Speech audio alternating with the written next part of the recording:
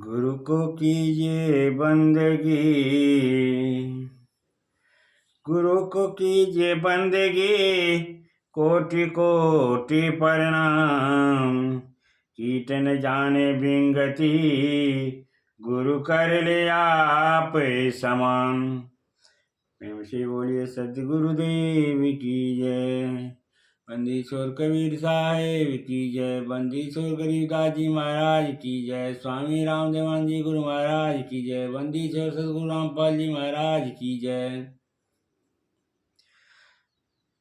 समादरणीय सज्जन विलीन धर्मानुरागी भक्त आत्माओं के चरण कमलों में कोटि कोटि नमन। कबीर साहब की वाणी है, ई मन चंचल ई मन चोर, ई मन चंचल ई मन चोर, ई मन शुद्ध ठगहार। मन मन करते सुर नर मुनि जय, मन के लक्ष्य द्वार। यानी यह मन चंचल चोर और शुद्ध ठग है। मन बस करो, मन बस करो, ऐसा कहते हुए भी सुर नर मुनिजन मन से ठगा गए, क्योंकि मन को निकल भागने के लाखों दरवाजे हैं। मन ऐसा है कि अगर एक पत्थर में संकल्प कर लें कि यह भगवान है, तो पत्थर से भी भगवान प्रकट हो जाएं और भगवान भी साक्षात प्रकट हो जाएं, और हमारा मन जचा दे कि यह भगवान नहीं कोई बहुरूपिया है, तो वह हमारे लिए बहुरूपिया ही होगा। नामदेव जी रोटियां बनाया करते और उसे ढक कर रख लेते। उसके बाद भजन ध्यान में तल्लीन हो जाते। जब 3-4 घंटे भजन ध्यान में व्यतीत करने के बाद उठते और रोटियां का ढक्कन खोलते तो पाते कि रोटियां गायब है। नित्य प्रतिदिन ऐसा होने लगा तो एक दिन नामदेव जी ने सोचा कि मैं देखूं तो सही कि रोटियां कौन ले जाता है। वह छुप कर बैठ गए। कुछ ही देर के बाद एक कुत्ता आया। वह ढक्कन खोला, रोटियों को मुंह में दबाया और खाने लगा। नामदेव जी ने उस कुत्ते में भगवान को देखा। नामदेव जी ने नहीं देखा। नामदेव जी के मन ने जो चश्मा चढ़ाया, उनकी आंखों में उस चश्मा से सब कुछ भगवान ही दिखता था। मन ने देखा कि उस कुत्ते में भगवान है। नामदेव जी घी की कटोरी लिए और कहे, प्रभु ठहर जाइए, रोटी में जरा घी लगा दूं। कुत्ता डर के मारे भागा।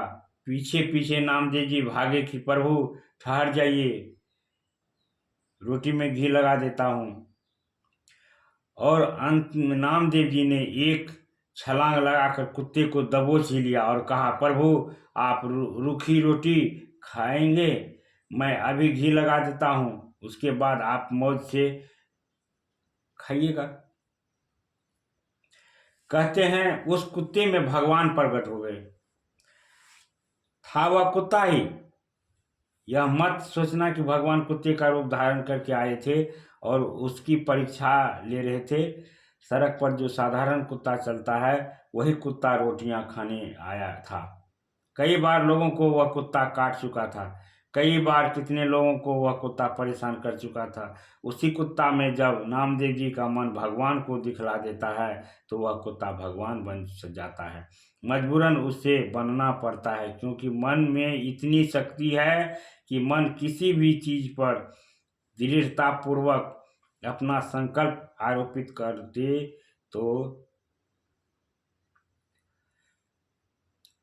आप लोग सम्मोहन विद्या के बारे में सुने होंगे। यदि सम्मोहनकर्ता ने गुलाब के फूल को उठाया और बताया कि इसे देखो यह घड़ी है, तो सम्मोहित व्यक्ति को गुलाब नहीं घड़ी ही दिखती है, क्योंकि सम्मोहन कर्ता का मन इतना शक्तिशाली है। उसने मन की शक्तियों को इतना कंट्रोल करना जान लिया है कि वे सबकी आंखों में अजीब सम्मोहन भर देते हैं। वे गुलाब की घड़ी दिखला सकते हैं और घड़ी को मुर्दा। मुर्दे को वे फूल दिखा सकते हैं और फूल को कीचड़।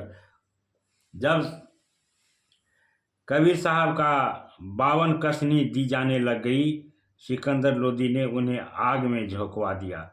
तो कबीर साहब के मन के किसी कोने में भी यह बात रहती कि यह आग है तो वे जलकर भस्म हो जाते, लेकिन कबीर साहब के मन में उस आग की व्याख्या ऐसे किए हैं, आपो ही पावक आपो ही पवना,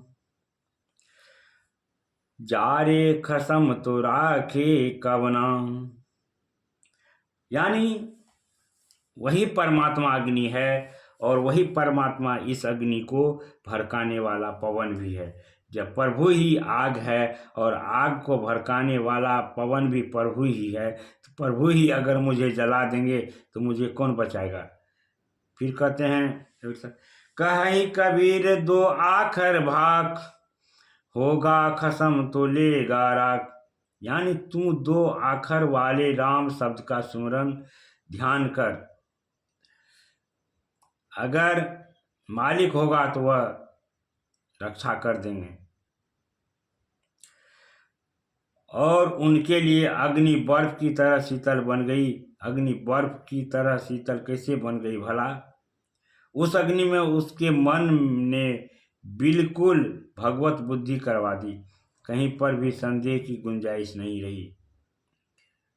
देखा देखी अगर हम लोग चूल्हे में अपना हाथ डाल दें और कहें कि भगवान ही अग्नि है, भगवान ही अग्नि है, तो किसी न किसी कोने में मन बतलाएगा वह अग्नि है। हम झुलस सकते हैं। मन की दृष्टि में कहीं न कहीं संशय का धुंध भी छाया रहेगा, इसलिए हाथ जल जाएगा। आप लोग सुने होंगे कि कोई संत मुर्दे को जिला दिए। कबीर साहब के जीवन में आता है कि वे कमाल और कमाली को जिला दिए। यह सब भी मन की भावना है। इसके मन में भावना है कि हम भगवान को पुकारेंगे और भगवान को जो कहेंगे भगवान जरूर सुनेंगे। उसके मन में यह है ही नहीं कि भगवान नहीं भी सुन सकते हैं।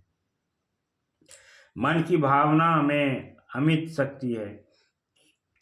कोई व्यक्ति मैं पापी हूँ, पापी हूँ, पापी हूँ रटा करे और मन में बैठ जाए कि वह पापी है, तो वह चाहे साक्षात भगवान की भी गोद में बैठ जाए, साक्षात सदगुरु भी उसे अपनी गोद में बिठा ले,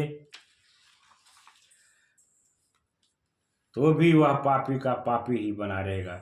मन उससे बतला रहा है कि तुम पापी हो, उसी के अनुरूप उसके अंदर तरंग प्रवाहित हो रही है और उसी के अनुरूप उसकी मानसिकता संरचना हो रही है और उसी के अनुरूप उसकी गति होगी। जैसे बीमारी ठीक से पहचान में आ जाए तो इलाज करना आसान हो जाता है, उसी तरह मन को जान लें तो मन को बस में करना आसान हो जाएगा।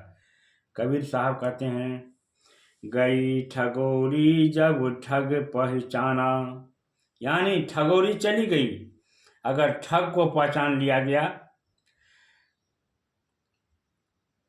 जैसे रावण, सुने होंगे आप कि रावण तपस्या कर रहा था और शिव जी प्रकट हो गए। शिव जी कहाँ से आए? शिव जी किसी लोकांतर में है? ऐसी बात नहीं है।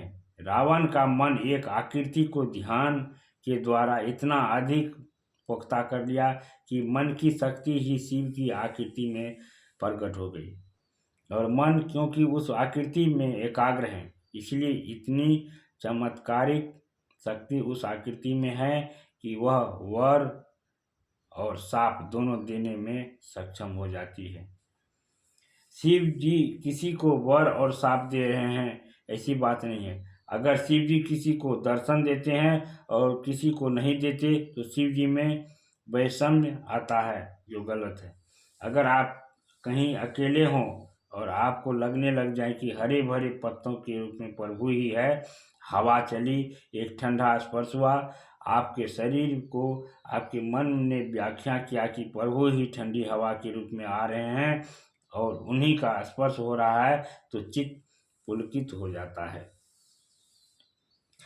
अगर मन में आ जाए एकांत हैं, अकेले हैं, अगर भूत प्रेत हुआ तो हवा चली, पत्ते खर खर खर खर किए, लगा कि सच में भूत प्रेत हैं, तो आप बेहोश होकर गिर सकेंगे।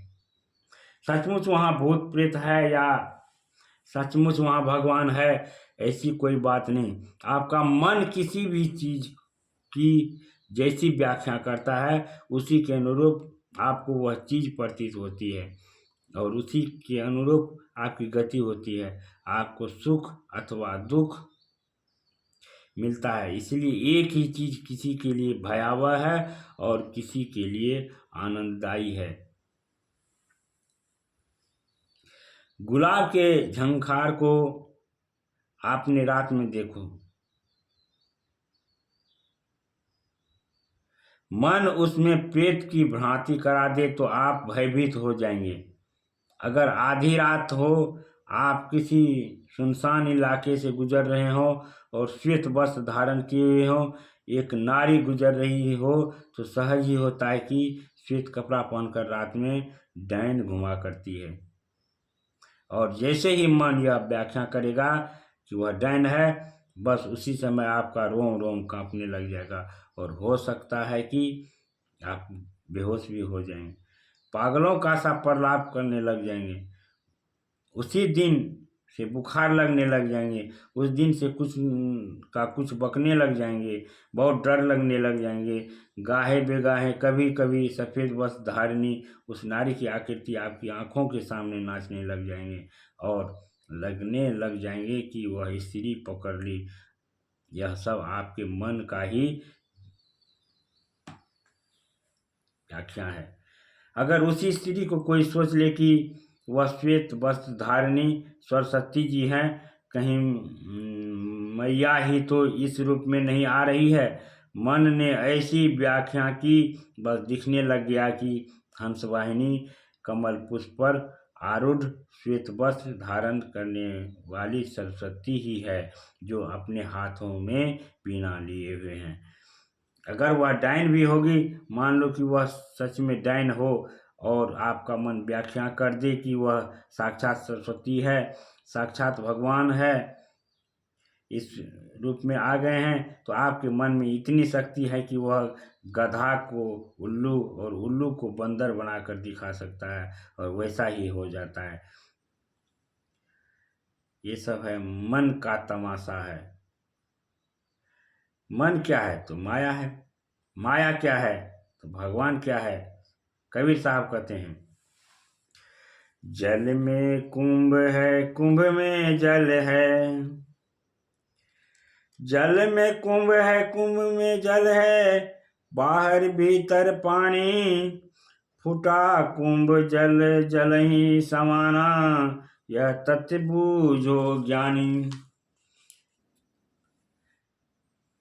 ये भक्तों, जल में कुंभ है, परमात्मा रूपी जल में शरीर रूपी कुंभ तैर रहा है।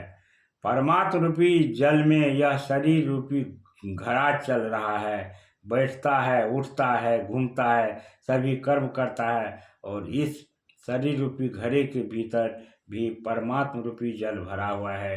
इस शरीर रूपी घड़े के बाहर भी परमात्मा रूपी पानी है और अंदर भी परमात्मा ही परमात्मा है।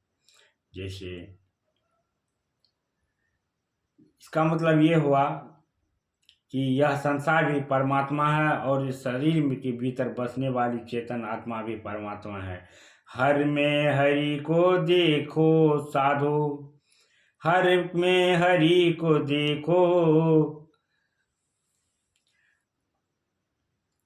साधो राम बिना कछु नहीं, साधु राम बिना कछु नहीं। यानी सब तरफ परमात्मा ही परमात्मा की किरा है। प्रेम से बोलिए सतगुरु देव की जय।